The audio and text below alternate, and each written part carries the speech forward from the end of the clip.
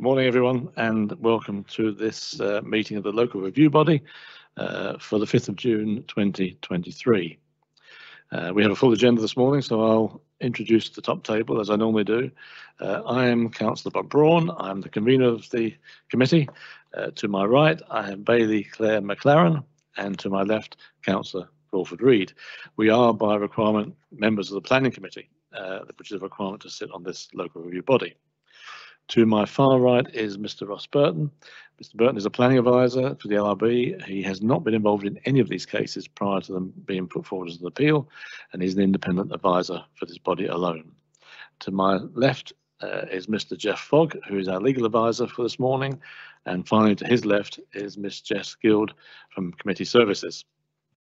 So the first part of the agenda is to ask my colleagues if there's any declarations of interest. Councillor Bailey McLaren.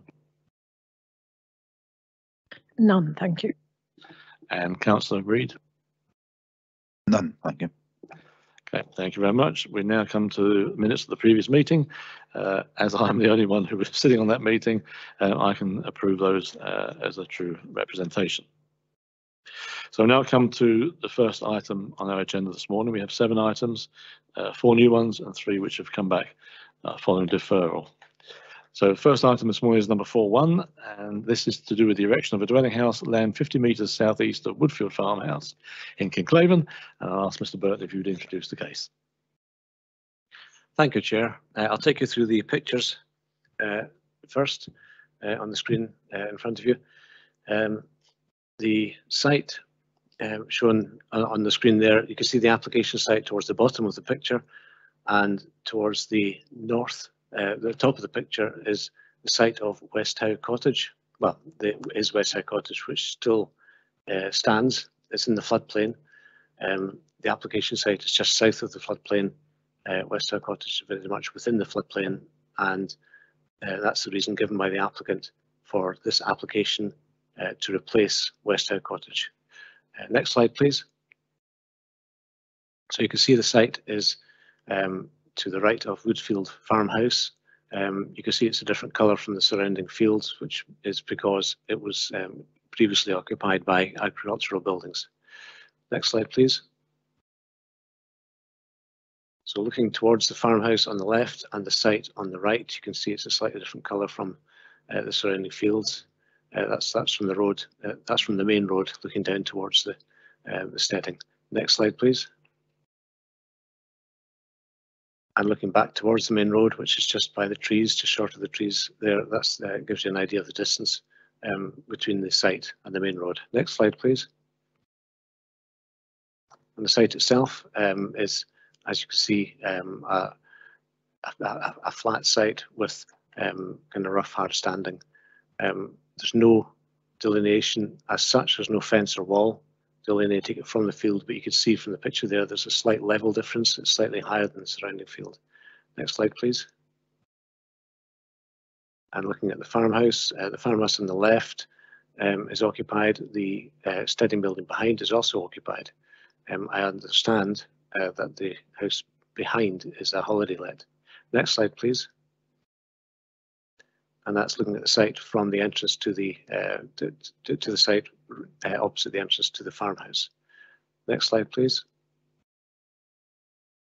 And looking from the edge of the site back towards the farmhouse, that gives you an idea of the full extent of the site. And you can see it's flat, terraced, and it's been there's no remains of any building visible above ground, but you can see that it's land that has been used before. Next slide, please. And that's just looking at the edge of the site towards the fields to the west. Next slide, please. And that's looking back towards the road from the edge of the site. Next slide, please. And that's okay. So, planning permission is sought for the erection of a single-storey house close to Woodfield Farmhouse. It's proposed to have 2 bedrooms, 1 with an ensuite, a kitchen, dining, sitting room and a bathroom. It's designed to look like a traditional farm cottage. The house is intended to replace West Howe Cottage, located just over half a mile to the north, which is in the River Tay floodplain and has been unoccupied for a number of years. To summarise the applicant's case, a previous application to build a replacement for Westhow Cottage was unsuccessful because of the siting of the proposed house. This application proposes a site close to Woodfield Farmhouse and another house on land which was formerly occupied by agricultural sheds. To summarise the report of handling, the site is not located within the settlement boundary, so the proposal must be considered under Policy 19, Housing in the Countryside, and the associated 2020 guide. Policy 19 states that the development of single houses or groups of houses which fall within the 6 identified categories will be supported. The proposal is primarily considered under Category 3, new houses in the open countryside, where defined categories are set out in the supplementary guidance. The applicable category in that supplementary guidance is 3.2, houses in the area of flood risk. The previous proposal to replace the flood risk dwelling at Westhow Cottage was assessed in 2018 under the 2012 version of the Housing in the Countryside guidance. At that time, the site selected for the replacement dwelling was not acceptable in terms of its siting, and the application seeks to address this reason for refusal by revising the location. The supplementary guidance which was in place when the previous application was considered has been revised, and to be considered favourably now, the house to be replaced must be occupied. It's clear from the submission that the property has not been occupied since the early 1990s. Therefore, the proposal does not comply with the current guidance. To consider the proposal against the remaining categories of the guidance, the site does not lie within a building group, as there are only 2 existing dwellings adjacent. It is not an infill, renovation or replacement, or the conversion of redundant non-domestic buildings. The applicant has insisted that the site chosen as brownfield land once occupied by agricultural sheds. Category 6, brownfield land, permits the development of sites where they have been damaged by a former use, such that it cannot be left to naturalise or be reused for another purpose without first being approved. This category is intended to allow small-scale housing proposals on cleared sites which have been significantly degraded by a former use or activity, and where the redevelopment of the site for housing is the only means by which it is viable to remediate the site. There's no evidence of any footings, concrete plinths, etc. on the site, and no further information has been submitted to indicate how the land has been significantly degraded, or how there is significant risk to human health or the wide environment by not developing the site. The proposal therefore does not comply with Category 6.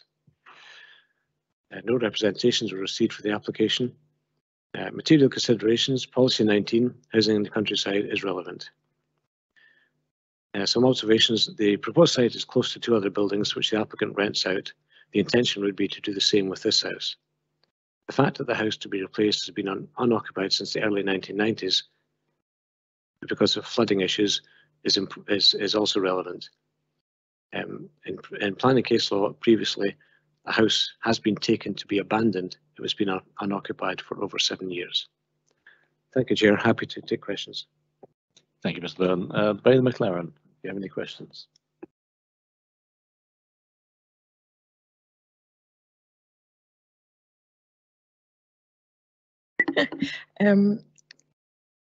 This is, yeah, so it's sort of slightly complicated in the abandoned site and a new site being identified, which, yes, previously has had evidence it has had building on it, used for agricultural, presumably.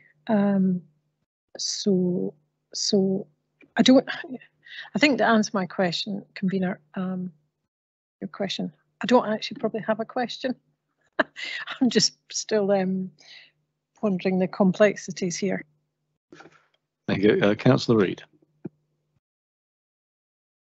Thank you, convener. I too don't have a question. It is very complicated and confusing, because obviously the house which is going to be demolished has been abandoned for some time, but if it were to be reinstated and planning permission to be requested so that it could be occupied and then demolished, it couldn't, because it's in a floodplain. I'm not 100% sure of any policies, but Did you have a, sorry, do you have a question? I have no questions. I'll just have one from Mr. Byrne. we mentioned on one of the pictures we saw that what was the farmhouse, I presume, and two other buildings, two steadings, which I think you said were rented occupied. Does that not form a group now as such? I thought you said there was three there. The house and then the steading and then there's only two. Okay. Right. Okay. I'm with you. Okay. Fine. That's my question out of the way. Thank you. Right. So we have no further questions, members. Can we proceed to determine the application for review on the basis of the information before us? That is, the information contained within the papers and the presentation by the planning advisor, or do we require more information? Bailey McLaren. Happy to proceed. And Councillor Reid. Happy to proceed. Thank you. So Bailey McLaren, if you'd like to kick off. Thank you, convener. Yeah, as I've already stated, this is quite a complex and challenging decision for us to come to, but I would be in favour to allow the application to proceed in view of it would create character where we have had, we're presuming, well, we can see evidence of buildings on the site, and that would not deter from the distinctive character, sense of place and natural cultural assets of rural areas.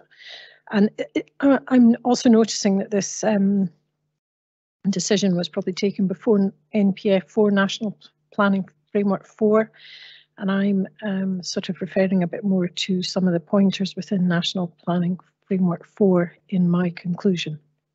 Thank you. And Councillor Reid.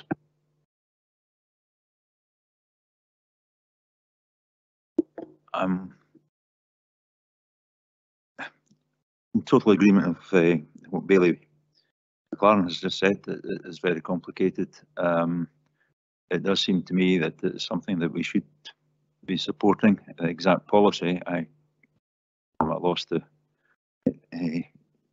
tell you, but it seems to me an application that we should support. Thank you, member. So it's down to me.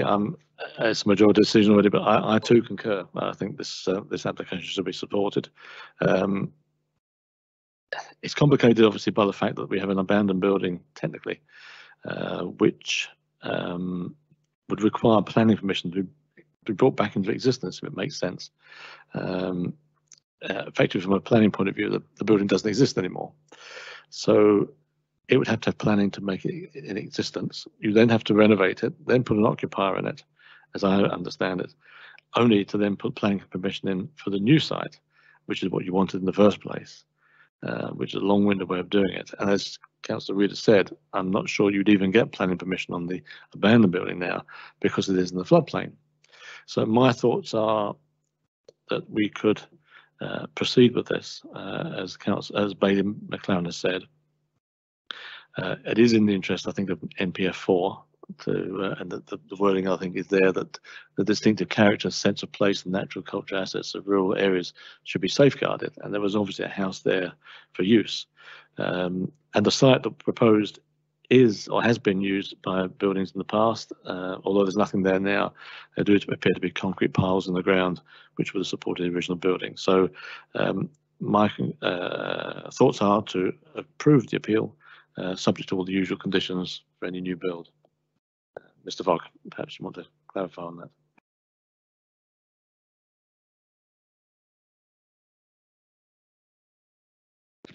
Convener, I think I'm familiar with the usual conditions you'd be expecting, and I'd noted the Development Contributions Officer said that the primary school's level of occupancy is such that there's not a primary school contribution being required, so I don't think there's anything unusual needed in the planning conditions that needs to be specified this afternoon.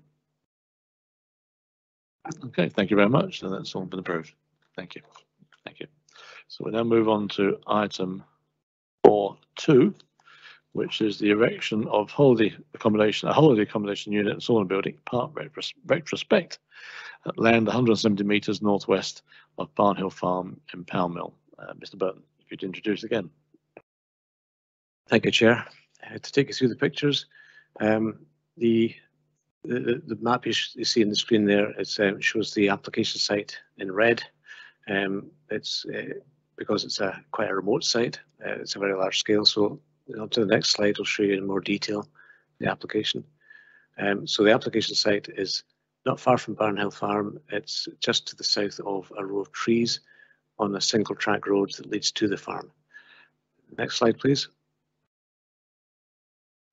That's the view from the site, looking back towards the main road. It's a fair distance from the main road. Where the trees are, in fact, are some new houses getting built under a previous consent some years ago. Next slide, please. And looking down towards the farm itself, you can see it's a single track road, very much a rural access. Fields all around. Next slide, please. Where the blue car is standing is the application site.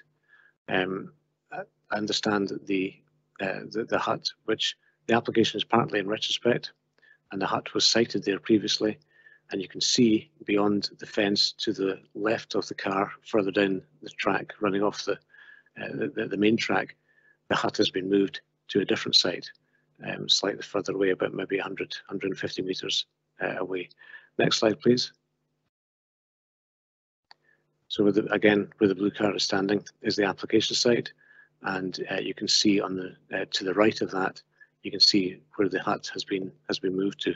Next slide, please. And that's directly on the other side of the road. There's a caravan on a bit of cleared ground. I have no idea of the status of that caravan in terms of in planning terms. Next slide, please. Okay, so planning permission is sought for the location of a holiday cabin and sauna on land to the north of Barnhill Farm at Pow Mill. Proposed hut is timber with a monopitch roof. It measures 8.7 metres by 3 metres. There's a kitchen, living area, bedroom and shower room. A smaller cabin, 2.4 metres by 2.6, would house a sauna and would be situated behind the holiday cabin. To summarise the applicant's case, the cabin is clad in local wood and has been designed and sited to sit unobtrusively on an elevated site screened by mature trees. It's powered by solar panels, heated by a small wood burning stove with small oven. The intention is to provide sustainable accommodation, and the sauna is also proposed to operate off-grid. This is the only known local example of this. To summarise the report of handling, Policy 8 of the Local Development Plan, Rural Business and Diversification, is of relevance. This states that the Council will give favourable consideration to the expansion of existing businesses and the creation of new ones in rural areas. Sites out with settlements may be acceptable where they offer opportunities to diversify an existing business or are related to an existing site-specific resource or opportunity. It goes on to state that proposals for new tourism-related developments and the expansion of existing facilities will be supported where it can be demonstrated that they improve the quality of new or existing facilities, allow a new market to be exploited, or extend the tourism season. Proposals for new tourism-related developments must be justified through a business plan. The site is out with the settlement boundary, within agricultural land with the Cleash Hills to the southeast and Oakley Hills to the north. The proposal has been accompanied by a business plan which was submitted at a late stage in the assessment process and which identifies no site-specific resource or opportunity to justify this tourism development in the countryside. The document fails to provide the level of detail required of a business plan, nor does it contain convincing justification for the introduction of holiday accommodation in this particular location. The proposal is therefore considered to conflict with the aims of Policy 8, Rural Business and Diversification. Policy 1A of the Local Development Plan, Placemaking, requires new development to respect the character and amenity of the place. Policy 1B, B and C expects proposals to respect site topography and surrounding landmarks, views and skylines, as well as the wider landscape character, and complement its surroundings in terms of appearance, height, scale, massing, materials, finishes and colours. In this instance, the siting of the proposed development fails to respect the character and amenity of the place and is not considered the wider landscape character of the area. It does not complement its surroundings due to its isolation from established built form and the absence of natural enclosing features to integrate it with the landscape. Therefore, the proposal is also considered to conflict with policies 1A and 1B placemaking. It's also noted that the proposal would encourage unsustainable travel patterns, as it would only be accessible by car. One representation was received from Fossway Community Council, which neither supported nor objected, but pointed out that the applicant hadn't submitted a business statement. So material considerations. Policies 8, 1A and 1B of the Local Development Plan are material considerations. Policy 30, Tourism of National Planning Framework 4 is also relevant. That policy supports proposals for new or extended tourist facilities or accommodation, including caravan and camping sites, in locations identified in the Local Development Plan. It also states, proposals for huts will be supported where the nature and scale of the development is compatible with the surrounding area and the proposal complies with relevant good practice guidance. Some observations. The applicants have stated that their intention is to improve the setting of the proposed hut by tree planting, but this does not form part of the proposal in front of the committee. The business plan which has been submitted states that the proposed accommodation would enhance local restaurants and shops, and any profit would be reinvested in the business, but it is not a formal business plan as required by the policy. Thank you, Chair. Happy to take questions. Thank you, Mr. Burton. Councillor Reid, any questions? Just to pick up, did you suggest that the Fossway and District Community Council were negative or neutral?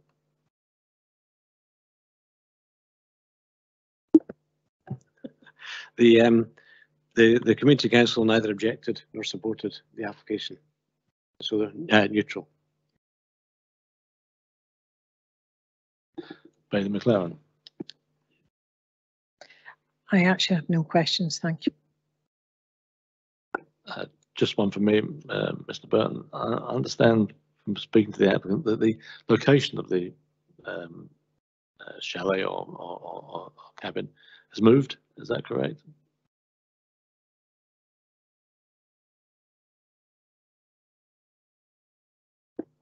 So, yes, that's correct, Councillor. When I visited the site, as you saw from the photographs, I noted that the chalet had actually moved. I then contacted the agent and said if the application site is not the preferred location for the chalet anymore, perhaps his client would prefer to withdraw this application and submit a new application. He said that no, they would still like to carry on to determination. Because if the committee were minded to grant the current application, this would then give them information for the other location. They would need to submit a further application to cite the hut where it is now. I pointed that out to them as this application, if it were granted, would only grant permission for the red line area shown on the plan just now.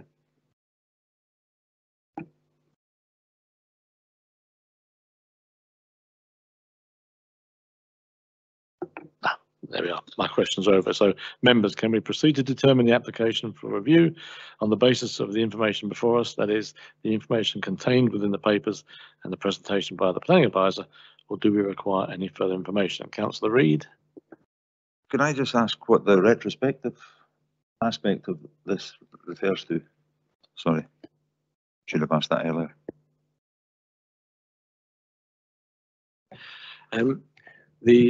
When the application was made, I'd imagine that what was in the agent's mind was the actual siting of the hut. The hut's not there anymore, but the land has been raised, so there has been work carried out to provide a platform for the hut to be sited on. So in that respect, it is retrospective.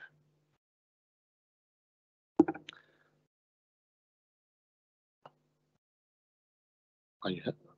Yeah. I'm just totally confused as to why somebody would move something. So, and it must have been quite a difficult task to, even for 100 metres, to move that.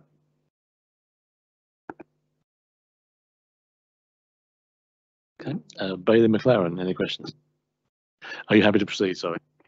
Happy to proceed, Convener. I too am happy to proceed. So on this occasion, I'll start. I have visited the site, and I passed the actual location and went to the farmhouse itself, so I could see this cabin from a distance. I'd argue that perhaps to some extent, I don't think it stands out that much, and with further trees, of course, around it, it will in due course melt into the background. And I'd also argue a point about sustainable transport, because as you approach this site, there's a new housing development being built from Old Steading, which will encourage more cars there as well. So I think to some extent, I would possibly delete the first reason for refusal. I think its location will be attractive to certain people, but it will need car transport to get to it, I would suspect, because of its location. And people will want to holiday, I think, in these isolated spots. However, on the second reason for refusal, policy 8, we now come to a bit of a problem. Whilst it does seem to satisfy many of the points, it does quite clearly say in the policy that proposals for new tourism-related developments must be justified through a business plan, and the implication in that is that the business plan should accompany the application. Now, I know there's some paperwork here, but I think in a case like this, there should be a far more detailed plan, as the planning officer has requested, and therefore, in my opinion, we should refuse the application at this stage, only on the second condition, that is the proposal is contrary to policy 8, and I would delete the first reason. But I'll now allow it to my colleagues to come in. So, Councillor Reid. Thank you, Convener. I would imagine it's quite difficult to get a full detailed business plan when something's starting from de novo. Like yourself, certainly I did not visit the site, but from photographs it does not look too intrusive. I am concerned that they're possibly trying to get 2 applications in under the one umbrella, but that's for assumption or supposition, and it's maybe not got any basis in fact. I'd be inclined to actually support this. And Bailey McLaren. Thank you, Convener. After having listened to all that's gone before, I would agree with the officer's decision for refusal, and also agree with the Convener, Councillor Brown, on policy 8. There has not been enough demonstration to show the need for a new tourism attraction. And there, yes, you can say there's an intent to plant trees and sort of blend it into landscape better, but that wasn't in the application either. So I'm in agreement for refusal. Thank you. Could I just clarify, Councillor McLaren, are you, just for Mr. Fogg's purposes, asking that both conditions remain, or sorry, both reasons for refusal remain, or, as I said, perhaps I asked that reason number 1 be deleted, but are you looking to keep both reasons in place? Sorry, I didn't make that clear, Convener. I am looking to remove the first reason and have purely policy 8 stated. Thank you. Okay, Mr. Fogg, I think we have a majority decision to refuse, and we have agreement that refusal number 1 should be deleted. Okay.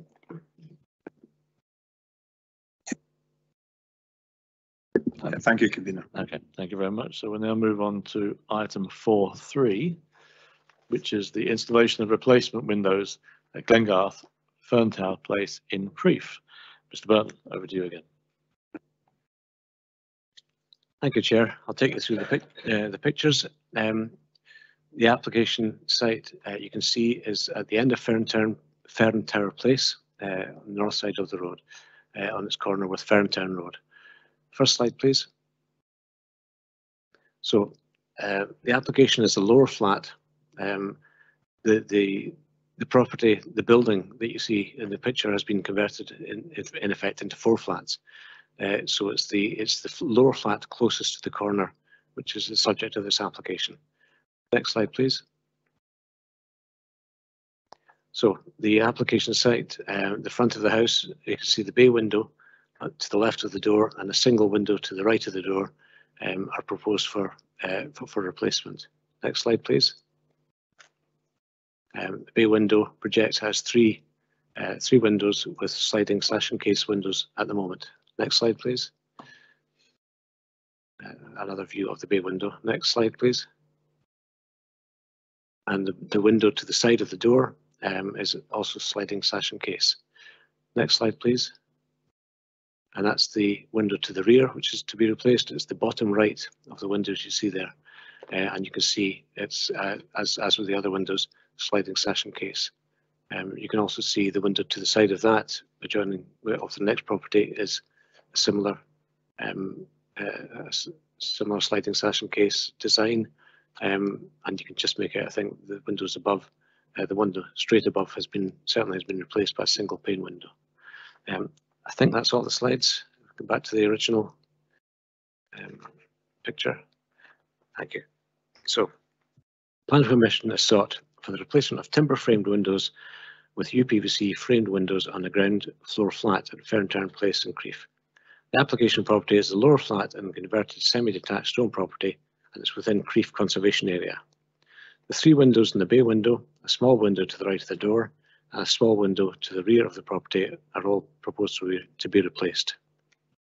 To summarise the applicant's case, a precedent has already been set in Ferntown Road and Place and the conservation area, with many timber windows having been replaced with UPVC windows.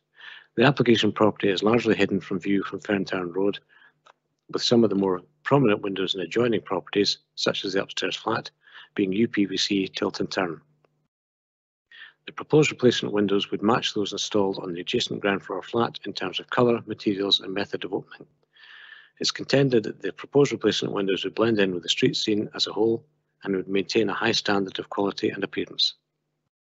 To summarise the report of handling, National Planning Framework 4 and the Perth and Kinross Local Development Plan and Section 64(1) of the Planning Act 1997 are all relevant.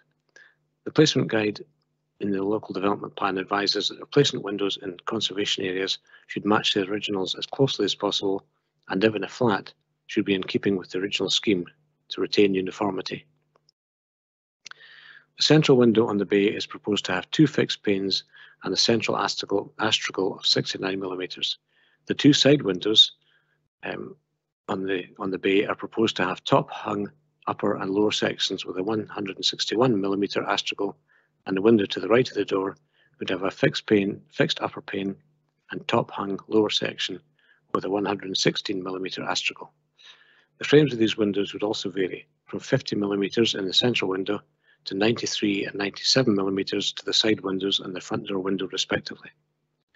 The variations in the method of opening and frame and astragal widths would be detrimental to the traditional character and appearance of the application property and the conservation area. There were no representations received. Material considerations. Policy 7D, Historic Assets of National Planning Framework 4, Policy 28A of the Local Development Plan, Conservation Areas, New Development and Placemaking Supplementary Guidance are all relevant. Some observations. The fact that the other windows in the adjacent properties have been replaced, the fact that some other windows in adjacent properties have been replaced with UPVC windows is of limited relevance to the committee today. Thank you, Chair. Happy to take questions. Thank you, Mr. Burton. Bailey McLaren, any questions?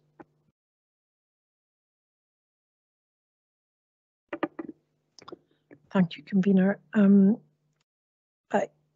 I actually don't have any questions as well for this application. Thank you. And Councillor Reid. Do we know when the conservation area was established?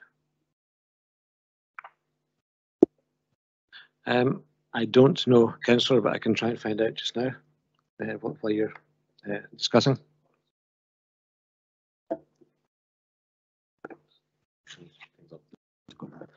Just one clarification, Mr. Burton, that we only talking about the frames being removed. The actual structure of the window bay has not been moved at all. There's no changes to that. It's just literally as it is. Just the frames coming out and being replaced. That's correct. It's just the frames. The stone surrounds the window are not changing. Okay, members, as we're finished questions, can we proceed to determine the application for review on the basis of the application information before us? That is the information contained within the papers and the presentation by the planning advisor. Or do we require any further information? Bailey McLaren? Content to proceed, Convener. Councillor Reid. Happy to proceed. Okay, so Councillor Bailey McLaren, could I ask you to kick off for us? Thank you, Convener.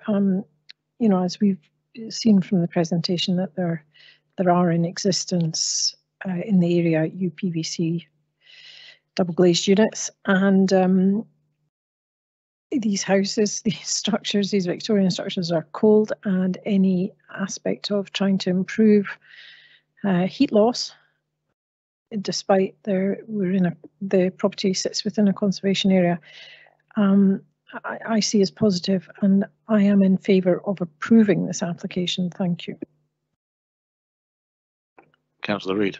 I echo everything Councillor McLaren said. I'm assuming that the windows will be as close to the originals as possible, but I'm happy to agree. Thank you both. On this occasion, I think I'm happy to agree as well. When we're dealing with conservation areas, it's always very difficult. I think, as I've said before, there's always three questions, and that is what are we trying to conserve? What is the effect if we go ahead? And what is the effect if we don't? I think we have a situation which we've had before, where we have a conservation area and the principles of a conservation area versus the ongoing concerns of climate change, conserving energy, and I'm sure in this case, reducing costs of energy as well. I visited the site, and I think I'm right in saying all the other three flats in this conversion have been double glazed, or in some circumstances part double glazed using UVPC. And I've also looked around the area, and there are several other houses which also have had replacement windows put in utilising UVPC. Wood is obviously always nice to have, but it's expensive.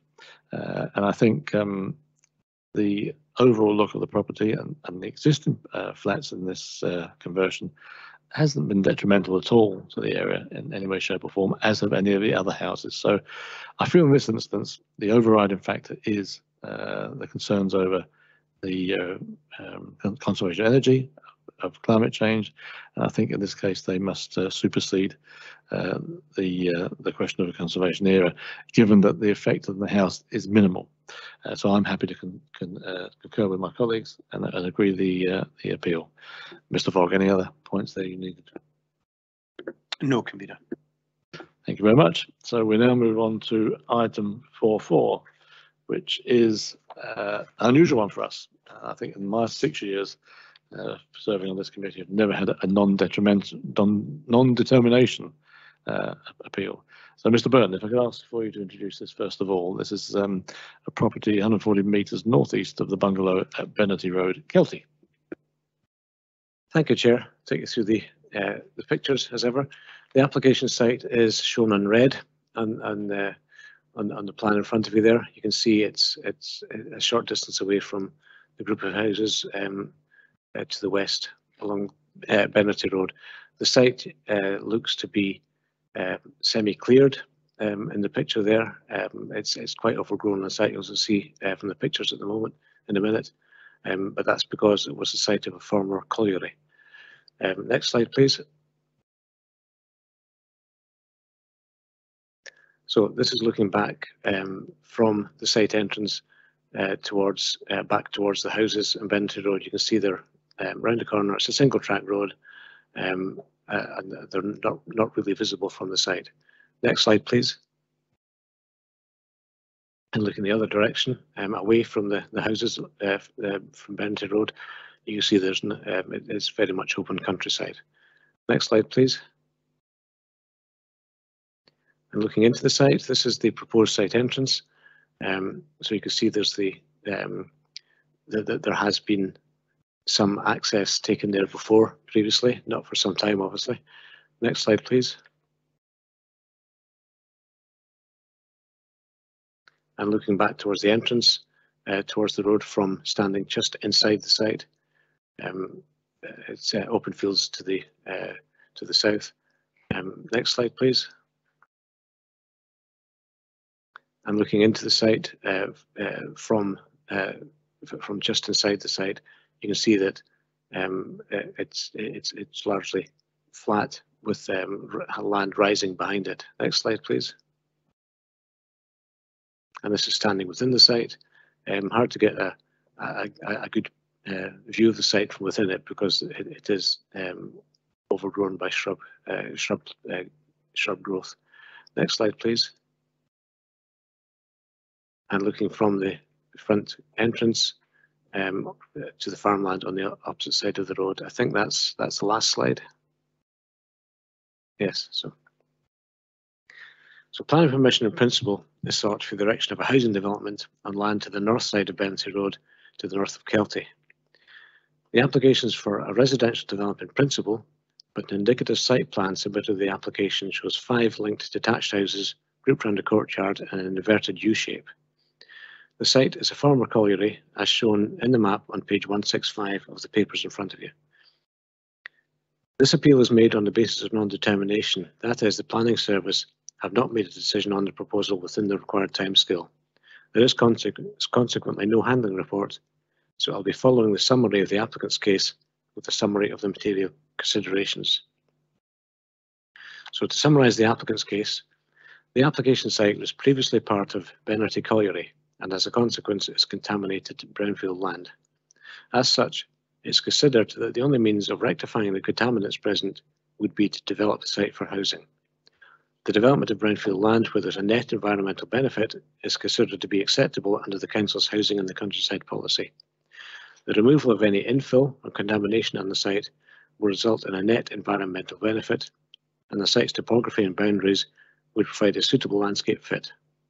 The principle of residential development is therefore acceptable. There will be no detrimental impact on any landscape or environmental assets.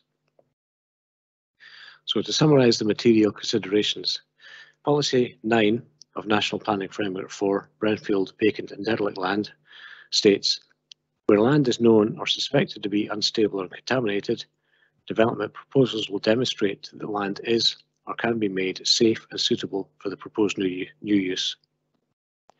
Policy 23 of National Planning Framework 4, Health and Safety, states, development proposals which are likely to have a significant adverse effect on health will not be supported. Turning to the local development plan, Policy 19, Housing in the Countryside, supports proposals for the erection or creation through conversion of single houses and small groups of houses which fall into at least one of the following categories: building groups, infill sites, new houses in the open countryside on defined categories of sites as set out in the supplementary guidance, renovation or replacement of houses, conversion or replacement of redundant non-domestic buildings, and development on rural brownfield land. So Category 6, development on rural brownfield land, has already been identified by the applicants as relevant. This category is intended to allow small-scale housing proposals on cleared sites which have been significantly degraded by a former use or activity, and where the redevelopment of the site for housing is the only means by which it's viable to remediate the site. In most cases where contamination which requires remediation is present, a contaminated land investigation and remediation plan will be required to be submitted as part of any planning application. Detrimental impact on a sensitive landscape will require to be evidenced in a supporting statement to be submitted with the application. The scale of the proposal should be commensurate with the scale of the remediation works required. For example, if only a small area requires remediation, this will not justify the redevelopment of a much larger area for housing. Prior to permitting a rural brownfield site to be redeveloped for housing, it must be demonstrated that there are no other pressing requirements for other uses on the site, such as business or tourism. A statement of the planning history of the site, including the previous use and condition, must be provided to the planning authority. That, what I've just read out there is a direct quote from Category 6 of Policy 19. So in this case, a Phase 1 site investigation has been undertaken, which recommends a more invasive Phase 2 investigation. The Phase 1 investigation showed a high likelihood of ground gas affecting future residents of the proposed development.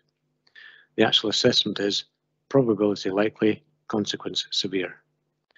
The Coal Authority's risk assessment of the site concludes that there is a high risk of surface mining and entry mine shafts affecting development. It recommends that site investigations will need to be carried out by a competent contractor, taking into account the findings of the report. The results should be interpreted by a qualified and competent person so that an appropriate remedial strategy can be developed.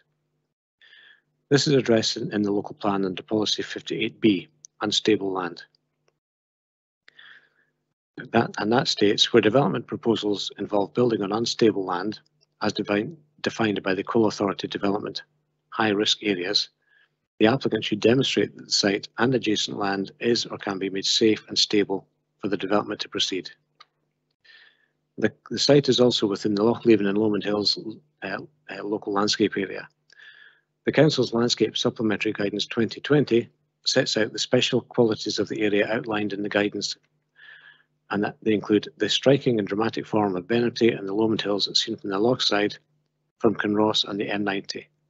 The objectives for the guidance include the retention and expansion of native or other appropriate woodland coverage around the loch and on the adjacent hills, while retaining the dramatic open landform, and ensuring particular care in the siting and design of potentially intrusive structures.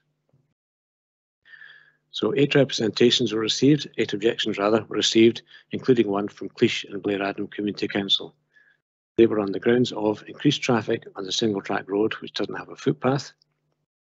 The application site is contaminated ground, which is unsuitable for residential use and the development might have potential effects on neighbours. The land is a haven for wildlife, including bats, and the proposal will not contribute positively to the quality of the surrounding landscape or the Lochleven local landscape area. Some observations on the application. The applicant's Phase 1 site investigation recommended a more intrusive further site investigation of Phase 2. This was emphasised by the substantial concern expressed in the Coal Authority's official response to the consultation. There's no record of a Phase 2 investigation having been submitted, and the case officer has informed me that the agent was advised that a further extension of time would be needed to undertake consultations again following a further site investigation, but instead took the decision to appeal non-determination. Thank you, Chair. Happy to take questions. Thank you, Mr. Burton. I had one question I'll kick off with, and that is, you mentioned concerns about transport. We've had there's no comments in the paperwork at all from any of our transport colleagues on this matter. Is that correct? That's correct, Councillor. But the case officer has since forwarded me concerns from the transportation section about accessing the site along the single track road. Thank you very much. Councillor Reid, any questions? I have no questions. And Bailey McLaren. Thank you, Convener. You actually brought forward my question, so I also have no further questions. Thank you. Okay, members, given that situation, can we proceed to determine the application for review on the basis of the information before us, that is the information contained within the papers and the presentation by the planning advisor, or do we require more information? Councillor Reid. I think we can proceed. And Bailey McLaren. Happy to proceed, thank you. And I too feel we can proceed at the moment. As I said at the beginning, this is an unusual case for us. We don't normally get a non-determination application put to us. And obviously there's a considerable amount of paperwork that we've had to read through. Interesting in its own way, but concerning. It is quite obvious from the reports that there is a significant concern from the Coal Authority and that more information should be required. Given that we have to make a decision based upon that and the threat of gas and the possible health consequences to people, I am of a decision to refuse this application outright. I think on the basis of information we've discussed today, I would agree that policy 19, section 6 is one reason why it is necessary to prove the contamination and then detail it, which we don't have. More importantly, I think is policy 58B, which is according to the Coal report, unstable land with significant possibility of mine shafts still in existence. And from there, I think also National Planning Framework 4, Policy 9, which also deals with safe environments, and also Policy 23, which deals with the consequence of health to the public. It looks as if it would be a nice design, but I think the land is of such a concern that we'd have to refuse it. I'm also concerned, having visited the site, about the question of transport and access. It is a narrow lane. I'm not sure if policy 60B would apply there. I'll take advice from my colleagues, but I think given the comments by our officers, that is a concern, the transportation. Councillor Reid. Thank you, Convener. I echo everything you've just said. I think the Coal Authority report is incredibly worrying, and I think I too would agree that we should be refusing this application. And Bailey McLaren. Thank you, Convener. I too am echoing all that you've said. There's not enough evidence has been demonstrated for the stability of the land. In Policy 9 of National Planning Framework 4, you yourself, Convener, have listed the policies and the reasons for refusal, so I will not duplicate that. I just will concur with your thoughts and suggest refusal for this application. Thank you. Thank you, Mr. Fogg. I'm not sure if you want any clarification on that at all. You're happy with that? Okay, fine. Thank you very much. I'm sorry, on this occasion we've had to refuse the application.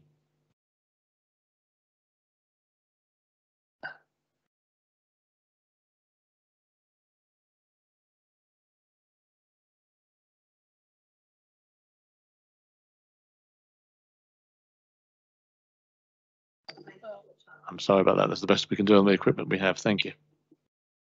So members, we'll now move on to section 5, which is the 3 items which have come back previously with us and sent back for further information. So, and I think I'm right in saying I was the only member of the board who was on all 3 of these. So I'll pass them back now to Mr. Burton. We'll start with 511, which is the change of use from agricultural storage building to dwelling house, including alterations, extension and installation of flue land 160 metres northeast of Logie Bray Farm, Craigie in Cluny.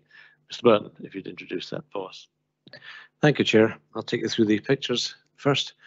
You can see the application site on the screen in front of you. It's the building is already there. It's used as a store and a cleared site, which is elevated from the single track road in front of it. The applicant also owns land on the other side of the road, to the north of the road there. Next slide, please. That's the road leading to the application site. You can see the fence post on the right-hand side of the picture there. That's just at the corner of the entrance. Next slide, please. And looking on the other direction down the road, you can see the gate on the left-hand side, which is the access to the site. Next slide, please. And looking into the site from the road, you can see it's significantly elevated on a flat site, and the land rises behind it into trees and fields. Next slide, please. So the application site, the application building rather, already has somewhat of the look of a bungalow, although you can see from the doors that it's clearly a storage garage type building. Next slide, please. And looking along the front of the building, it has a sizable hard standing area in front, currently used for storing hay, or it was at the time of the picture because this was taken last summer. Next slide, please. And looking down towards the entrance, you can see the difference in levels from the road to the application site. Next slide, please. And this again is the front of the site. You can see the full extent of the hard standing in front of the building. Next slide, please. Right. So it's proposed to convert an agricultural storage building located in open countryside to the southwest of Craigie, near Blairgowrie, into a 3-bedroom house. The storage building is single-storey and contains an implement store and separate feed store. It's situated on an elevated site on the south side of an unsurfaced track leading to Logie Brae Farm. It's proposed to retain the building much as it is, with the addition of a single dormer to accommodate a bedroom at first floor level. The applicants graze cattle and sheep on 5 hectares of land they own adjacent to the building and on land they rent. To summarise the applicant's case, the applicants have commissioned a report by SAC Consulting in support of their proposal. Although this report was not submitted originally as part of the planning application, it was delayed because of the pandemic and was completed on the day of the council's decision. Its preparation was mentioned in the applicant's supporting statement. The assessment makes the point that the building is wholly unsuited to its purpose, the doorway size and roof height being unsuitable for access by agricultural vehicles for the unloading of foodstuffs. The applicants live in Blairgowrie, just over 4 miles from the application site. The report makes the point that, although the estimated labour requirement for farming activities is 0.23 labour units, living adjacent to the grazing fields would enable a quicker response in case of emergency. The application property is unsightly, and the proposals would improve its appearance. The drainage solution, a Clargister plant on land which the applicants own and control on the opposite side of the access, is capable of dealing with any demands from the council or SEPA and controlling output, including phosphorus. To summarise the report of handling, the proposal does not directly affect any existing residential uses and would be able to provide a suitable level of amenity for occupiers. There are no roads issues. The proposal stands to be assessed against Policy 19, Housing in the Countryside.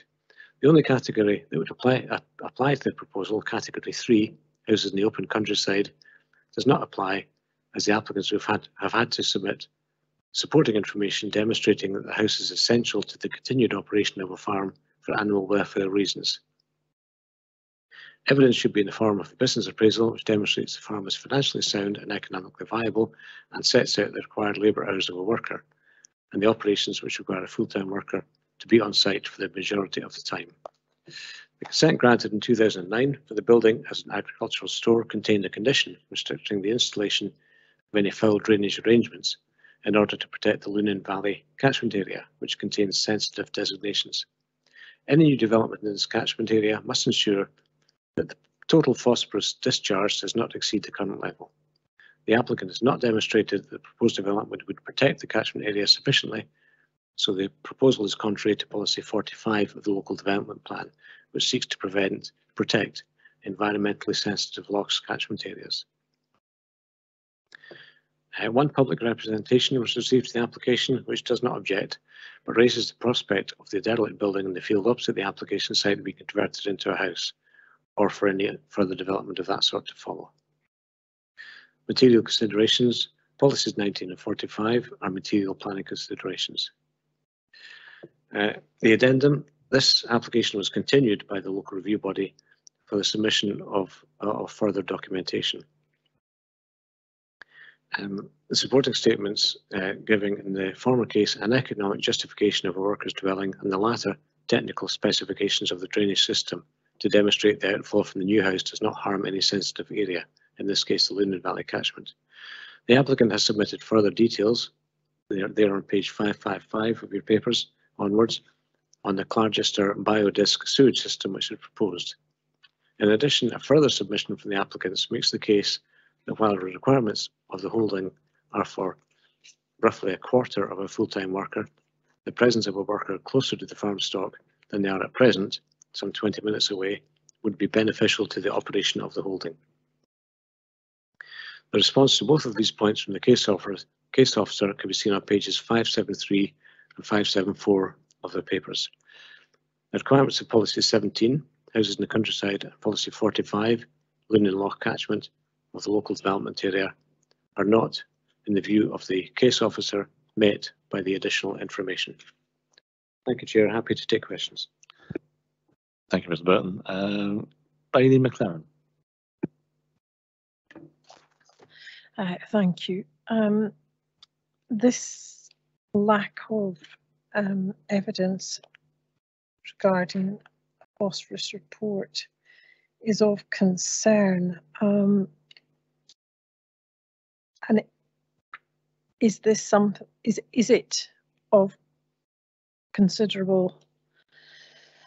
What should I say? Importance, bearing in our decision, Mr. Burton. I could perhaps answer that best by quoting you a part of the policy 45, Lunan Lochs catchment area of the local development plan. The second paragraph of that says all applicants will be required to submit details of the proposed method of drainage and details of phosphorus mitigation where applicable with their application for planning permission, and to adopt the principles of best available technology, not entailing excessive costs, to the satisfaction of the planning authority in conjunction with SEPA. So from the point of view of satisfying policy 45A, then the information should be submitted with the application. And I would say that you're correct in your assessment that the lack of that detail of information required by the policy still being lacking is of concern. Thank you. That's quite disappointing. Thank you. Councillor Reid. Thank you, Convener.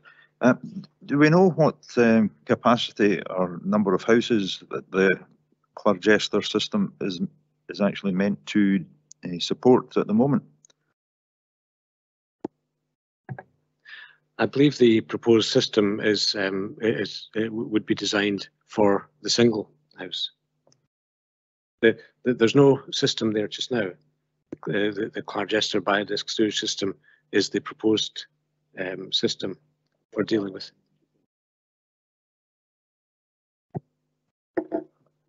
Did I not see plans for one that went in 2010?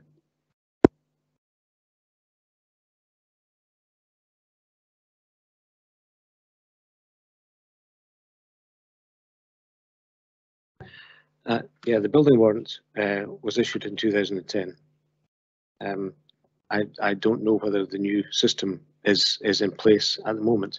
As far as I know, it's not in place, but it could be in place. But it was designed for the conversion of the building to a dwelling house. My understanding was that it was in place, but I might be wrong. Is there any way of finding that out? I don't have any record of it. I didn't see any record of it in the papers, Councillor. It could well be in place. To be honest, I don't know. But if it is in place, it would be built to take care of the sewage from the proposed dwelling house. The point of the case officer is that it does not give information on phosphorus, and I think Clargester themselves say that they don't give that information. So in itself, that doesn't satisfy policy 45A of the local development plan.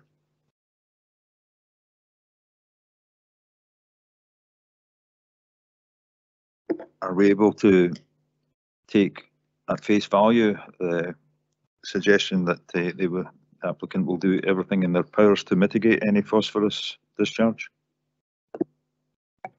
That would be a decision for the committee to take today, Councillor. My advice is that policy 45A requires that information to be submitted with the application, and it hasn't been.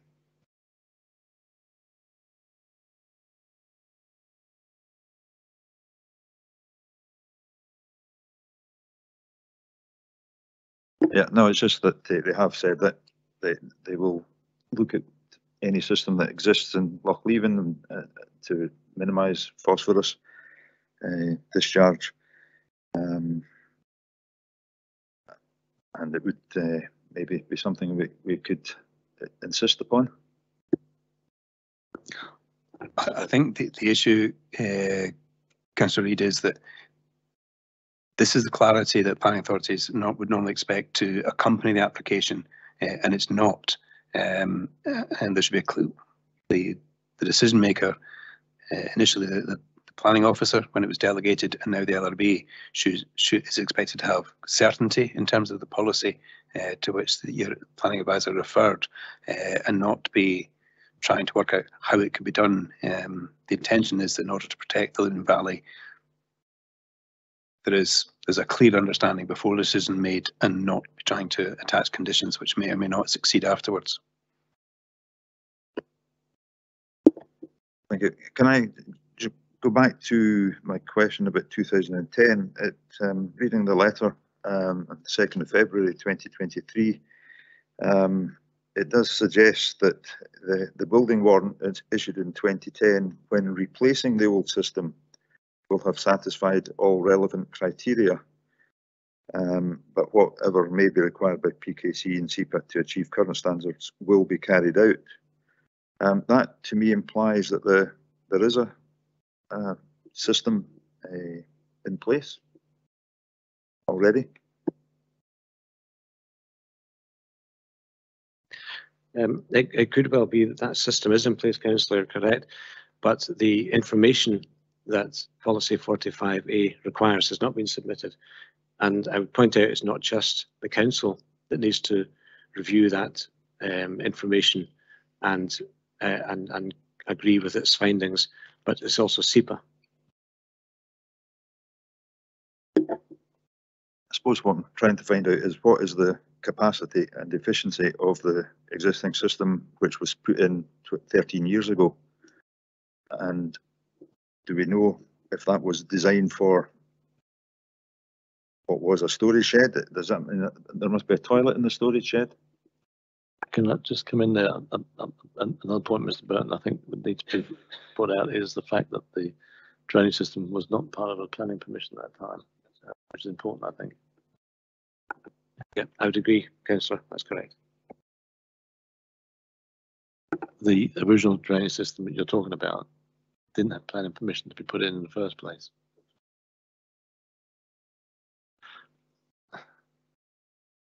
There's building one, I'm trying to understand. Yeah, it's not something which would necessarily require planning permission in the first place, being underground. So the fact as a building warrant is of no relevance to this application. If there's a system in place already, which is designed to take sewage from the proposed house, that system, we don't have the information from Clargister as to whether that system controls the phosphorus output sufficiently to meet the requirements of the Loch Lomond catchment area safeguarding. If there wasn't a planning application and there is a Clargister in and there is a toilet, should we be asking what the phosphate is, or phosphorus discharge is at the moment? Indeed, that's the information that's been asked for. The information that's been asked for is what the phosphorus output is at the moment, and what the phosphorus output would be with the new system that they would propose to install. So that's the information which is not with the council at the moment. Yes, it was deferred. It was deferred just for that reason, to get that information, and unfortunately the information still is not with us. Sorry, I might be missing something. Are they planning to put in a new system? The application doesn't include for that, but modifications to an existing system might not necessarily require planning permission.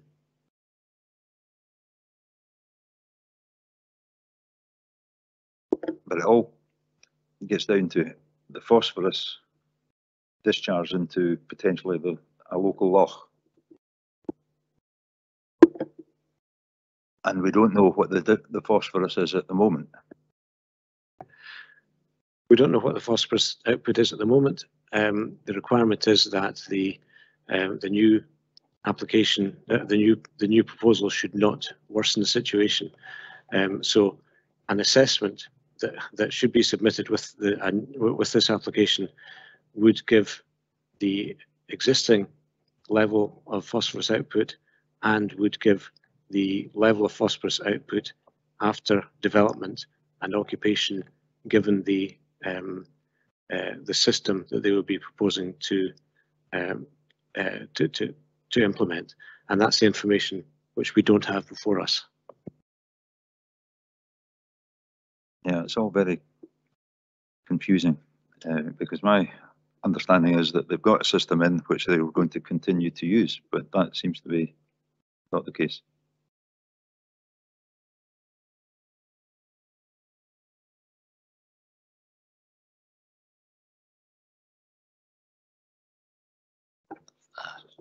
Do you have any further questions, Councillor Reid? No. No. Ben McLaren, did you want to come back in, or are you happy where you are? Convener, I'm happy where I am. I can't see that we really have any further questions to ask. Thank you. Okay. Then members, can we proceed to determine the application for review on the basis of the information before us? That is, the information contained within the papers and the presentation by the planning advisor, or do we require more information? Bailey McLaren. Happy to proceed. Thank you, Convener. And Councillor Reid. Happy to proceed. I'm too happy to proceed as well. Bailey McLaren, would you like to start? Well, Convener, thank you. I am exceptionally frustrated by this lack of evidence that has not been submitted by the applicant with regard to this phosphorus, because it actually is quite pertinent. We, as a committee, cannot ensure fully that with any regard to the phosphorus levels in the Dunkeld Blairgowrie Lough catchment area. And, you know, we do have a duty to look to that. The SAC report does state that there is a need for a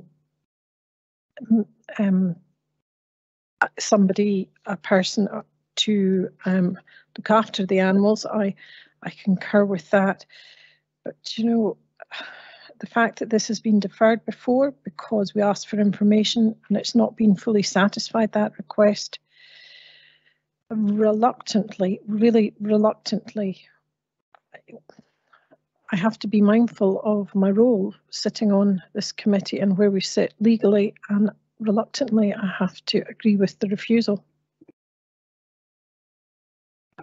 Thank you, Bailey McLaren. I was on the original board, I think, when we deferred this, and it was deferred for two reasons. Firstly was to have planning officers review the SAC paperwork regarding the labour times, and secondly to do with the phosphorus discharge.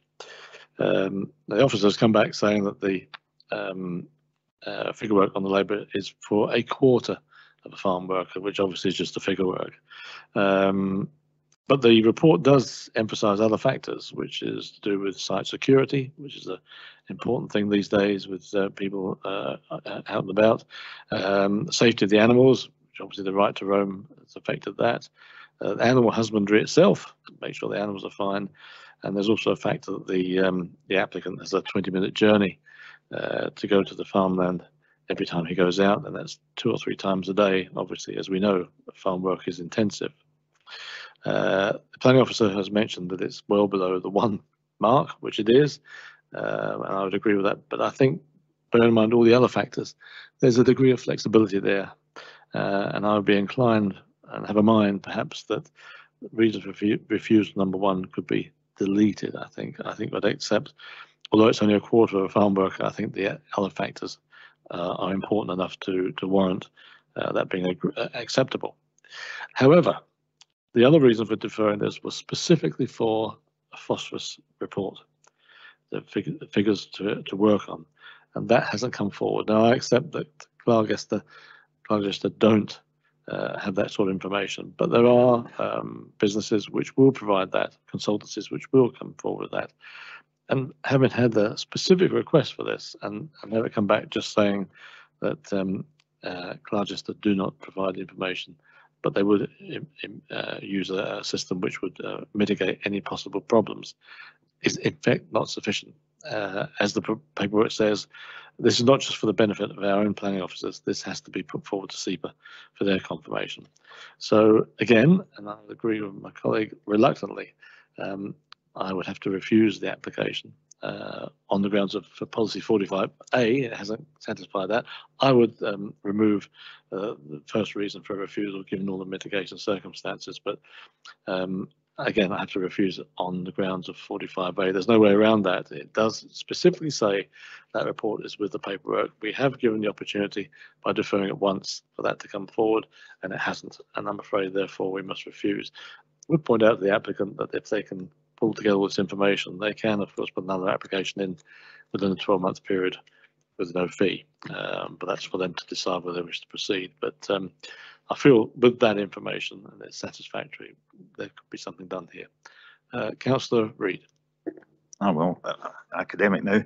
I suppose my concern about the phosphorus, where is it getting measured? Is it at the soakaway?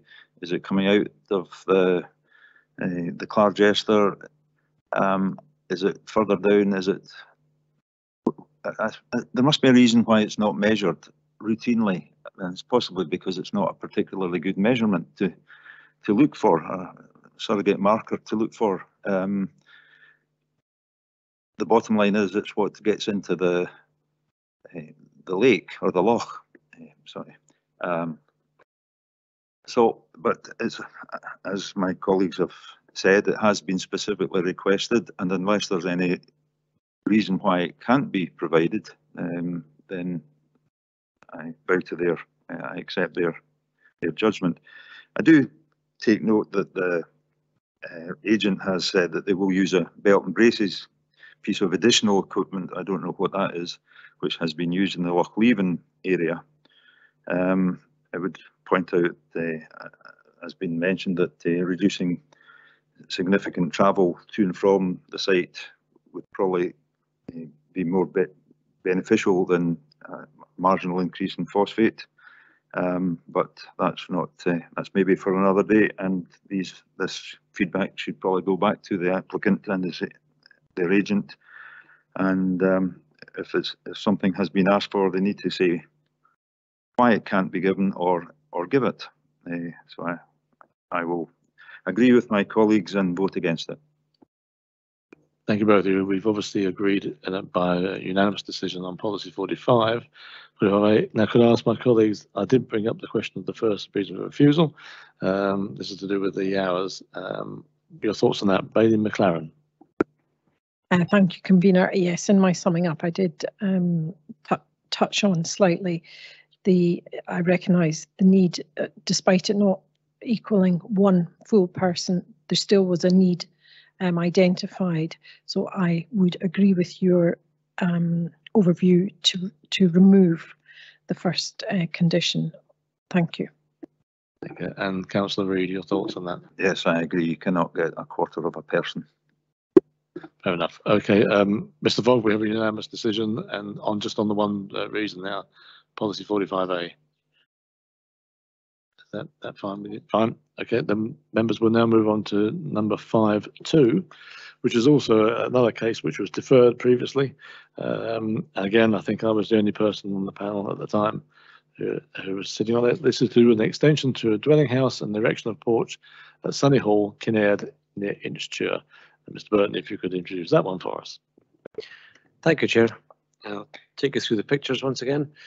You see the application site on the map in front of you is really quite remote. You can just see on that the track that leads you to it. Having driven it myself, it's a fairly hair-raising track at some points. So the site is the application property rather can't really be seen from the surrounding areas. Next slide, please. So the application's property is the cottage, which is the northern part of the sort of grey buildings you can see on the plan there. To the south of that are the remains of outbuildings, which we'll see further in the photographs. Next slide, please. So the road, the track up to the site from the main road, as you can see, is single track and not a great deal of passing places. Next slide, please. That's looking back down towards the main road from the first gate that you pass through. Next slide, please. And when you get further on, you can just see to the trees, and the trees on the left, a bit of the roof of the house. So the road goes up and turns a corner to the left shortly after that, where the picture's taken from. Next slide, please. And then you can see the house more clearly now from the track approaching as you get closer. Next slide, please. And that's looking back from the entrance to the house. You can see the track winding its way down the hill. Next slide, please. So that's the parking area in front of the house, and you can see from the views over the countryside how elevated the application site is. Next slide, please. So this is the site of this is a greenhouse, and this was in discussion with the applicant when I visited.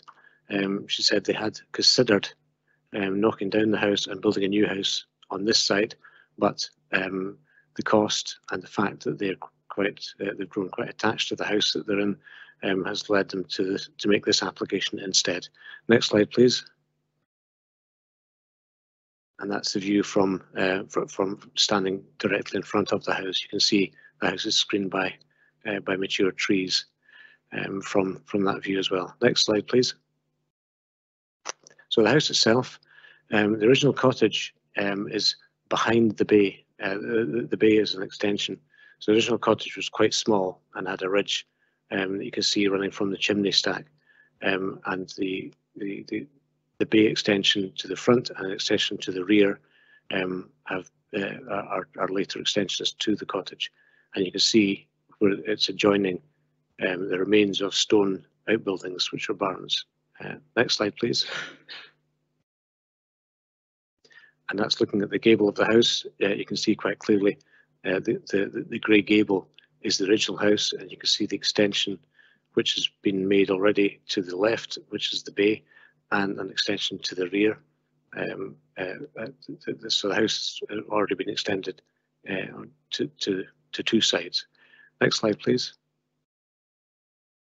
And that's at the rear of the house. You can see the rear extension projecting to the rear, and the original cottage wall is the grey coloured render wall. Next slide, please. And that's looking at it from slightly further up the hill. You can see it's a fairly substantial extension to the rear, as well as the extension we've already seen to the front. Next slide, please. That's looking at the stone outbuildings attached to the house, which are in a state of disrepair. Next slide, please. And you can see they extend about as far as to about the same length, perhaps longer than the original cottage. Next slide, please. And looking at it from above, I think we'll just leave it on that slide. That's the last one anyway, but that's quite a good one to see as I take you through the report. So the proposal is for an extension to the house that you see in front of you. A side extension is proposed to the farmhouse. It's single story, currently has a bedroom, kitchen, dining room, living room and bathroom, and it is attached, as you've seen, to extensive outbuildings. The extension proposed to be attached to the gable would add 2 bedrooms with ensuite bathrooms, a reception, drawing room and boot room, linen rooms. A conservatory is also proposed to the rear of the house and a porch to the front. The extension will match the height of the existing house, and the materials proposed would match the existing. Because the extension would be wider than the existing house, a mansard roof is proposed to ensure that the roof height matches that existing. To summarise the applicant's case, taking account of the entirety of the full extent of the buildings on site, the farmhouse and outbuildings, the extension is not considered to overwhelm the existing structure. The roof height and materials have been chosen to match the existing house while creating a house which will continue to meet the needs of the applicant. To summarise the report of handling, the extension proposed on the east elevation seeks to form a second level by doubling the planned depth of the original cottage. This would create an increased roof volume, and proportions of the extension would be excessive in comparison to the original cottage. The proportions, scale and visual massing of the extensions taken cumulatively would overwhelm the modest cottage and would detract from its character and appearance. The proposal is therefore contrary to policies 1A and 1B placemaking. The roof of the cottage has the potential for bat roosts. As no bat survey has been submitted, it's not possible to assess any potential impact on bats and bat roosts, so the application is contrary to policy 41 of the local development plan. No representations were received.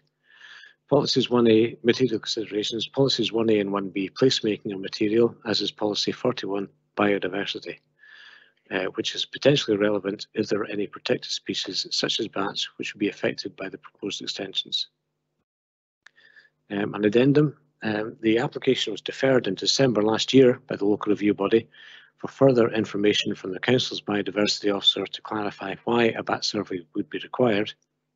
And it was deferred again in March this year for the applicant to carry out a preliminary roost assessment, and with the Perth and Kinross Tree and Biodiversity Officer to comment on said report. Members can see on pages 633 to 642 of their papers the preliminary roost assessment submitted in April, and on pages 644 and 645 the response from the Council's Tree and Biodiversity Officer. This suggests two conditions to ensure biodiversity enhancements are implemented if consent is granted, as well as a recommended advisory note for the developer regarding bats. The biodiversity officer is therefore content with the assessment in the preliminary roost assessment that there would be no bat roosts. There will be unlikely to be any bat roosts affected by the development. You will also see on page 643 of the papers that the position of the development management is that the development proposal remains unacceptable for the reasons for refusal stated in reason 1, that the proposal, by virtue of its double depth plan, excessive volume, proportions of visual massing, unsympathetic windows and doors, varying roof pitches, incongruous mansard roof design and combined cumulative effects, would overwhelm the modest cottage and significantly detract from its character and appearance. Thank you, Chair. Happy to take questions.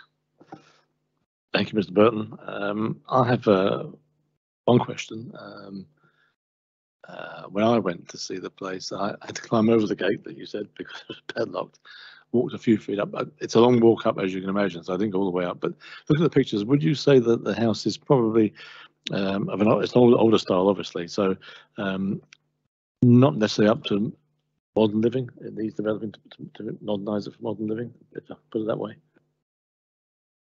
I certainly think that the original cottage would not be reasonably considered to be habitable under normal circumstances. With the extension, the two extensions that have been added, I'd imagine that makes it habitable, but the applicants take the view that to make it suitable for them as they grow older, then it needs to be extended further. Thank you. Councillor Reid, any questions? No, I don't. Bailey McLaren? Not on this occasion, thank you. Thank you, members. So I have no further questions. So members, can we proceed to determine the application for review on the basis of the information before us? That is, the information contained within the papers and the presentation by the planning advisor, or do we require more information? Councillor Reid? Happy to proceed. And Bailey McLaren? Content to proceed. And I too am happy to proceed, and I'll start on this occasion. As mentioned, I have been to the site. It is a difficult one to find and to get to. Very difficult to reverse back out again, I might add. But it is extremely isolated, as Mr. Burton has said. It is you can't see it really from the padlock gate. You have to walk up a little bit. Even then, as the photograph suggests, you can really only just see the roof of the main building. The bat survey which was deferred for, bat roost survey, has come back, and our officers are happy with that, subject to certain conditions, as mentioned. the planning officer has obviously raised concerns about the amount of work being done, and rightly so to some extent. But on this occasion, because of the isolation of the property, and it is so isolated, any changes, I think, would not be noticeable from any direction unless you're actually there. And given the fact that the building needs probably to be brought up to modern standards, I can't really see any objection to allowing this to go forward. So I'm happy to grant the appeal, subject to the 2 extra conditions which have been put forward by our officers, and they are on page 645. There's 2 conditions to put on there, but those being added, I'm happy to agree with the appeal. So, Councillor Reid. Thank you, Convener. I'll be brief. There is a comment saying that the proposal would overwhelm the modest cottage and significantly detract from its character and appearance. I would say that's quite good. It isn't a bonny building at the moment, and I think it would be probably better for modern living if it is improved. I take on board that the BAT survey has come back positive, and there are conditions attached. I'm happy to approve the appeal. Thank you. And Bailey McLaren. Thank you, Convener. I too would agree with the observation about you could question whether the property has character because it has been added to in the extended in the past. Building standards have improved, products available have improved, and the proposal put in front of us, yes, would enhance the overall aesthetics of the appearance of the building. It is extremely isolated. I note the concerns of our planning officer about the proposal being oh, I've lost my word there. Engulfing the original property, but on this occasion I agree with my fellow the Convener and Councillor Reid here, and will support approving this application with the conditions stated. Thank you. Unanimous decision again, Mr. Falk. Are you happy? As it sounds fine. Thank you very much. So, members, we now move on to the last paper, which is another case which was deferred. This is item now 5.3, the erection of a dwelling house, agricultural, forestry, storage building, stables, and associated works on land 180 metres east of Garden Cottage, Octorada. Mr. Burton, could you introduce, please? Thank you, Chair. I'll take you through the pictures as ever. The application site is outlined in red on the plan in front of you. You can see it's in a fairly open countryside with a sort of partly enclosed by trees, a belt of trees to the south. Next slide, please. That's the track leading to the application from the slightly wider single track road that leads to the application site and other single dwellings in the area. Next slide, please.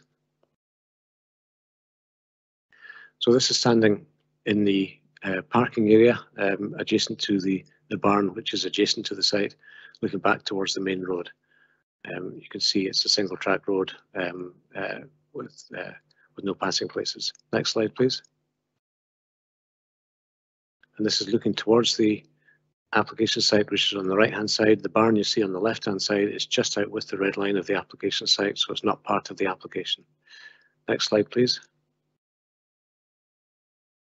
Now, looking at this, the open land to the right of the large trees that you see in the centre of the photograph there, that's the application site for the house.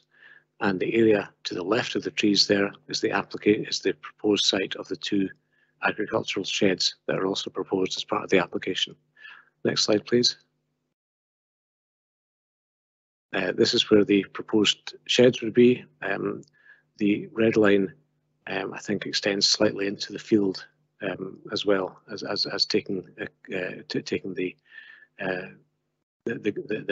made ground that you can see in the photograph. Next slide, please. The application site for the house is the clearing, basically, and that you can see in front of you. There's a bit of shrub planting that's grown up, or smaller tree planting that's grown up, but largely the site is clear. Next slide, please. That is looking towards the field, which is adjacent to the site, and adjacent to the two barns, the two agricultural sheds rather, which would be which are proposed. One is proposed for agricultural storage, the other one for vehicular storage. Next slide, please. And again, looking at the application site, which, as you can see, is a fairly well-established clearing in the woodland. Next slide, please. And looking into the site again, from the road, that's where the application, that's where the access to the house would be. Next slide, please. And looking back from the entrance to the site across the adjacent fields, you can see it is open countryside that surrounds it. Next slide, please. Right, okay, so planning permission is sought for the erection of a house and two agricultural sheds on land at Cool near Ochterarder. The house would be 1.5 stories high and would have a kitchen, dining room, sitting room, bedroom, snug and boot room downstairs and 3 bedrooms upstairs. It's proposed to be finished in stone with a slate roof. It would be situated in a clearing surrounded by trees, and the 2 barns would be in an adjacent field. To summarise the applicant's case, the proposal meets a specific need for a house to support economic activities associated with the farm which the applicants own. 39 hectares of the farm is woodland, 23.9 hectares is laid to grass, and 3 hectares is let for growing barley. In the summer, the grassland is grazed by cows and bulls, and in the winter by 100 sheep and lambs. The house is required in order for the land and grazing animals and valuable machinery stored on the farm to be more closely monitored than at present from the applicant's current home at Thornton House, just under a mile from the application site. A labour requirement support has been submitted by the applicants, which argues that a presence on the farm is required for animal welfare, which might need a presence at any time, for ongoing woodland management and for security. The main path through Clone Glen is a core path, which means that it attracts walkers and cyclists, leading to continuous maintenance liabilities for the applicant and exacerbating security concerns. The report concludes that the farm has a total labour requirement of just under 2 standard labour units to continue to operate. The applicant intends to build a new stable block as well, which would house 6 horses, adding to this total. It should be noted that the stable block is not part of the application. The house is proposed in a location which would ensure that it is not highly visible, and the 2 agricultural sheds would also be partially screened by mature trees, as well as being slightly dug into the hill, reducing their profile and visual impact.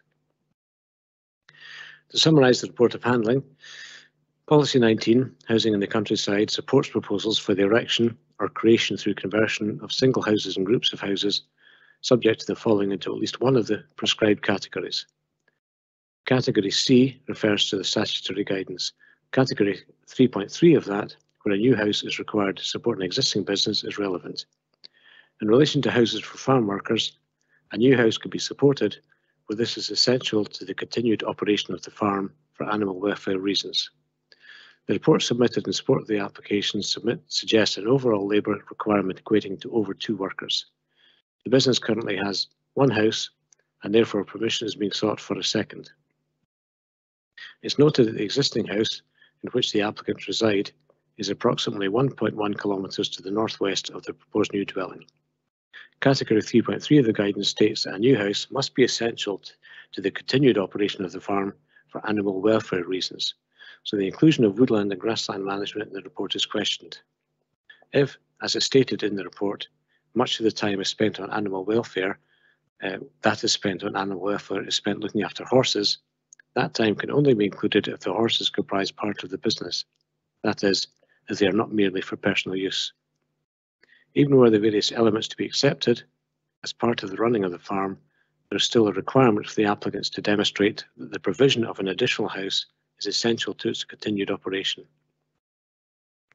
While the applicants may wish to have a house closer to the centre of the bulk of their land ownership, no argument has been put forward to suggest that the business cannot continue to be operated from the existing property which is located a relatively short distance away. Placemaking Policy 1A of the Local Development Plan also requires development to contribute positively to the quality of the surrounding built and natural environment. The position of the house within the woodland would not enhance the surrounding environment, and the two sheds would be located in an existing sloping grazed field where substantial cut and fill would be required. Together with the proposed house, the extent of the proposed development fails to respect the character and amenity of the place and would not contribute positively to the built and natural environment. The siting and design would therefore be contrary to placemaking policies. The site is also around 350 metres from Old Hill Fort, a scheduled ancient monument. While the development is unlikely to impact on this, it will alter the character of the landscape in the area, which is largely devoid of buildings between the minor road and the hill fort. No representations were received. Material considerations, Policy 19, Housing in the Countryside, is the single most relevant policy.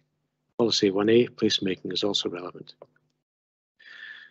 The addendum to the report, consideration of the application was deferred by the LRB at its meeting on the 16th of January for a tree survey, an ecological report, further information on proposed fell drainage system and the surface water drainage system, including their location and operational measures, and further information on the existing private track connecting, particularly with regard to visibility displays with development management, to comment on all submissions. The additional material can be found on pages 779 to 825 of the papers, with responses from Development Management, the Tree and Biodiversity Officer and Transport Planning on pages 827 to 832. In addition, an unaccompanied site visit took place on the 17th of May. You will see that the tree survey and ecological report are acceptable to the Council's Tree and Biodiversity Officer, and that Transport Planning are happy with the proposal, subject to a number of conditions. You'll also see that the Development Management Officer states that the principle of the acceptability of the proposal has not changed as a result of the additional information submitted. Thank you, Chair. Happy to take questions. Thank you, Ms. Burton. Bailey McLaren, any questions?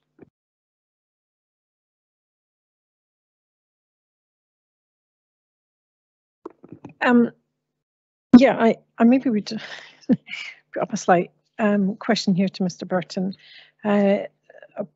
You know, there's a suggestion a property would not be a positive enhancement, but equally we have a shed that is not within the curtilage of the application but sits out with it, that is just standalone shed. You know, that in itself is not really a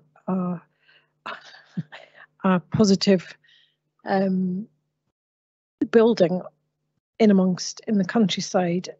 You know, the addition of a house close by would maybe enhance that view. You know, I'm just a slight controversial question. I would say that's very much a judgment call, Councillor, and that's exactly the kind of judgment that the committee is required to make today. You might well feel that.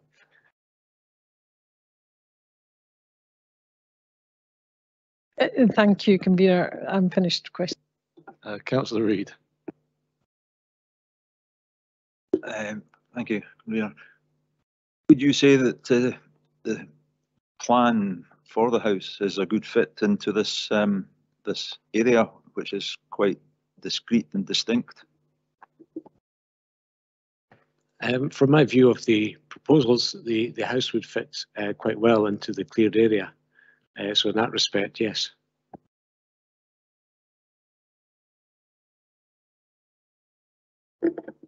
Are we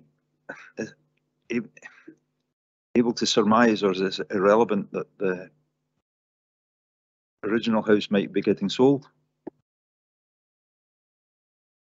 The applicant suggests that the farm would be run by people living in both houses. So the house that they're in just now would remain with them, and this house would be a second house.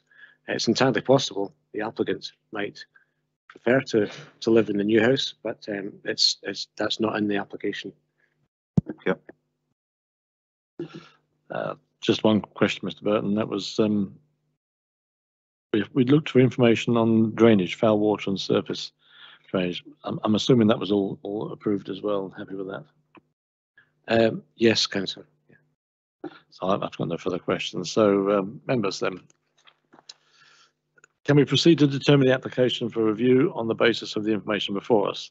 That is the information contained within the papers and the presentation by the planning advisor, or do we require more information? Councillor Reid. Happy to proceed. And Bailey McLaren. Content to proceed. Okay, then if I may ask Councillor Reid if you'd like to start us off on this one. Thank you. On the site visit, I think we were all impressed just how distinctly or discreet the proposed location is. There were lots of cows in the field, and it obviously is at the heart of a vibrant farm, ongoing farm business. Without doubt, because my fellow councillors were also shown around the area, there's an awful lot going on above and beyond land and animal welfare. The core paths are crucial, and I know that the community council is very supportive of this. I personally think this will enhance Cloney Estate significantly, and I will be supporting this application. Thank you. Bailey McLaren. Thank you, Convener. And as we alluded in one of our previous decisions earlier, you know, I'm satisfied that a need has been identified for somebody to be on site. The view of animals. I see this farming business to be of a sustainable farming practice and custodian of the countryside. We can't overlook animal welfare, core paths, rights of access by the wider public, and some of the concerns animal owners have around that, and safety for both the public and the animals. I also, as I've alluded to, the siting of a property there would questionably be a positive enhancement. So I am supportive to approve this application. Thank you. Thank you, Bailey McLaren.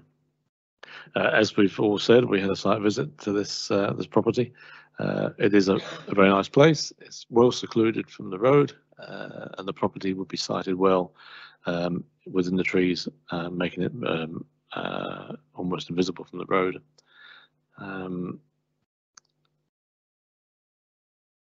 There's obviously a number of animals being worked on the land. I note the concern of the officer regarding the figure work here, but we have to take the figure work as it is. It is figure work and as a guide. And I note the comment that the work on the woodland and the grassland shouldn't be counted in, but it is a necessity to maintain a farm, to sustain a farm. But nonetheless, I accept the argument there. But if we take that out, there is still sufficient figures to allow for one farm worker, I think. Again, note the comments about horses.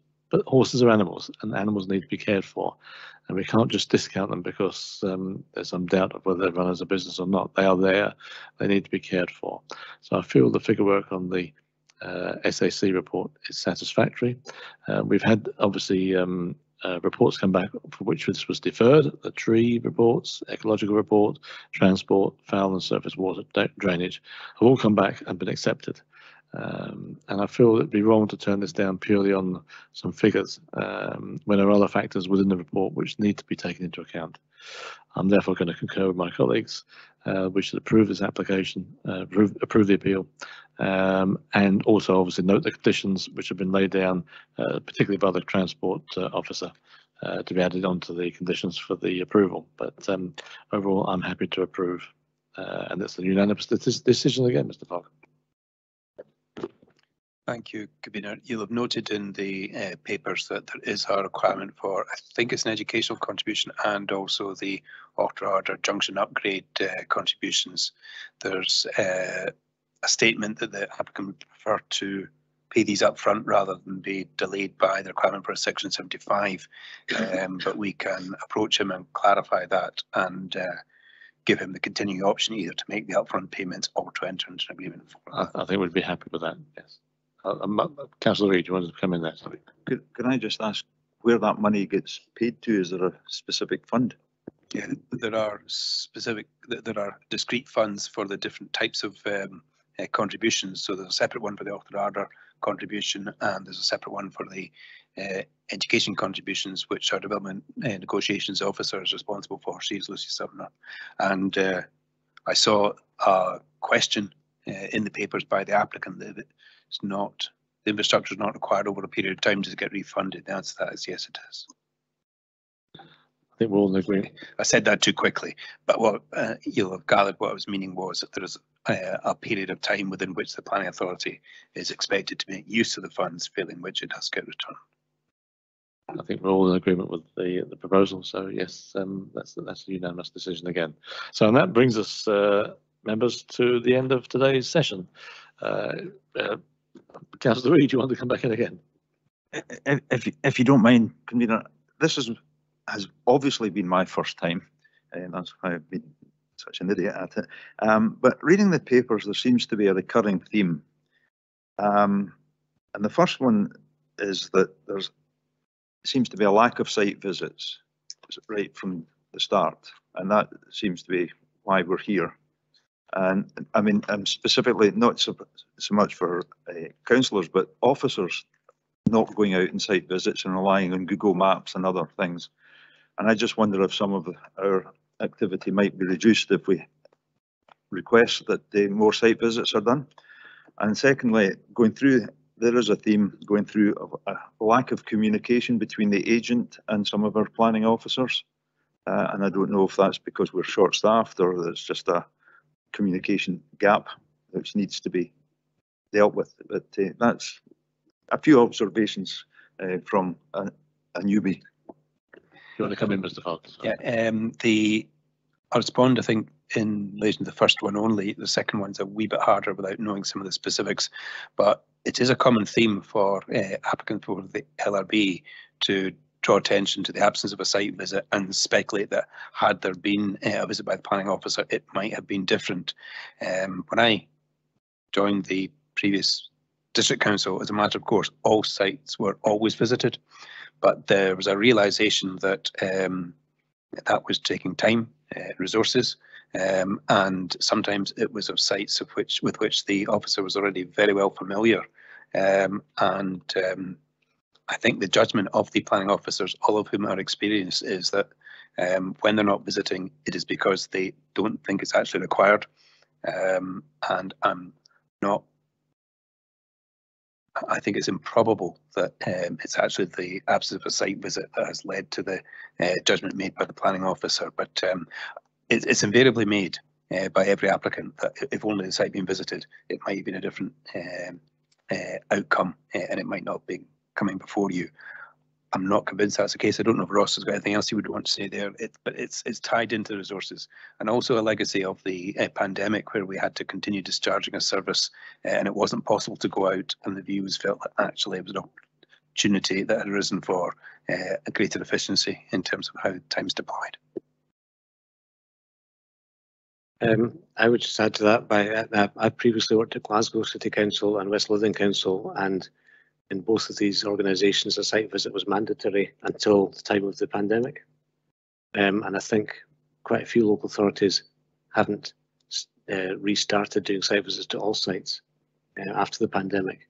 And I understand Jeff's point about the resource implications of that, and it could well be that many planning departments have become used to not visiting and have realised that the resource implications of site visits.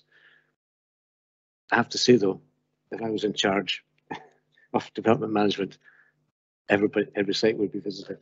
That's all. 'Cause I don't think you can rely on previous knowledge of a site. Things can change, and Google Street View is not a good way of seeing things. It's not up to date. But that's just my personal view, and I'm not connected to the council in any way, and I wouldn't want to. I think all councils are the same as Perth and Kinross, and this practice is now fairly universal. It's not something that's unique to Perth and Kinross. Thank you for your comments, Mr. Fogg, Mr. Burton, and thank you, Councillor Reid, for bringing it up. It has been brought up before, mentioned before, but I think, as we said, there is a limitation of resources. But I do agree that a site visit was always preferable. We have had a case in the past where we've relied on Street View Google Maps, and between the time that been done and the time the application and house have been built opposite. So you can't rely on it all the time, but I agree there's a resource issue as well, but it has been brought up. Has been noted, I think. And with that, then, therefore, I thank you all for your time this afternoon, I should say. It's been a long session, and there's quite complicated papers this time to test their knowledge, but thank you again for your time and time for reading the papers, obviously. Thank you.